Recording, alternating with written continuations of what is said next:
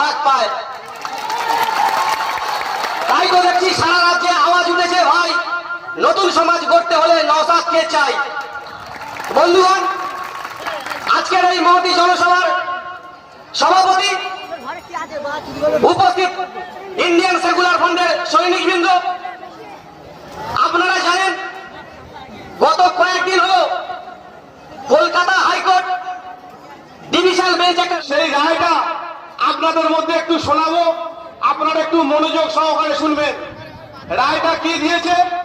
SSC মামলায় যারা দুর্নীতি করে, যারা চুরি করে, যারা টাকা ঘুষ দিয়ে চাকরি পেয়েছে, সেই চাকরিগুলো প্রায় 25,000 চাকরি বাতিল করেছে। আপনারা সবাই অবগত আছেন। তো আমরা বলতে চাই, গতকালকের আমার ডায়মন্ড হারবারে একটা প্রাইমারি স্কুলে ক্লাস 2-এ একটা পরীক্ষা হয়েছে, সেখানে কোশ্চেন এসছে সমার্থক শব্দ লেখো। কি লেখা আছে? সমার্থক শব্দ লেখো। লিখেছে পিতা, পিতার সমার্থক শব্দ লিখতে হবে।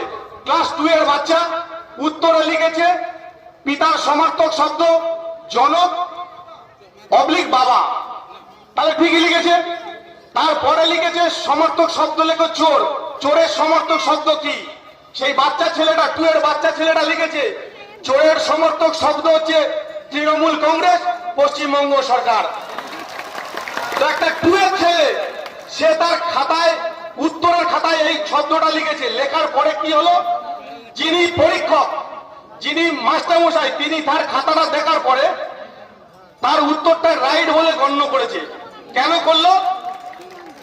যিনি খাতা দেখছে উনি তো পরীক্ষা দিয়ে পাশ করে চাকরি পায়নি, উনি যেহেতু 2কে পাশ করেছে, উনি যেহেতু ফেল করে চাকরি পেয়েছে, উনি যেহেতু টাকা ঘুষ দিয়ে চাকরি পেয়েছে, তাই ওই সমর্থক শব্দটা তিনি অ্যালাউ করে গেছে। তো আমি সেই সব শিক্ষকদের বলতে চাই, যাদের চাকরি বাতিল হয়েছে তাদেরকে বলতে চাই, আপনারা তৃণমূলের যে সমস্ত মাঝারি, বড়, ছোট, ক্ষুদ্র নেতাদের টাকা দিয়েছে, এই চাকরি চলে যাওয়ার পরে আপনারা তাদের কাছে যান যে আমরা যে টাকা দিচ্ছি আপনারা ফেরত দিন। যদি ফেরত, বলতে চাই আপনারা তাদেরকে ঘেরাও করুন, তাদের বাড়ি ঘেরাও করুন, তাদের কাছ থেকে টাকা ফেরত চান। আপনারা যারা টাকা দিয়েছেন, আপনাদের জীবন নিয়ে ছিনিমিনি খেলেছে, আপনারা যদি না পারেন আমাদের সঙ্গে যোগাযোগ করবেন। সেই এখন বক্তব্যের কলরব দীর্ঘায়িত করবো না,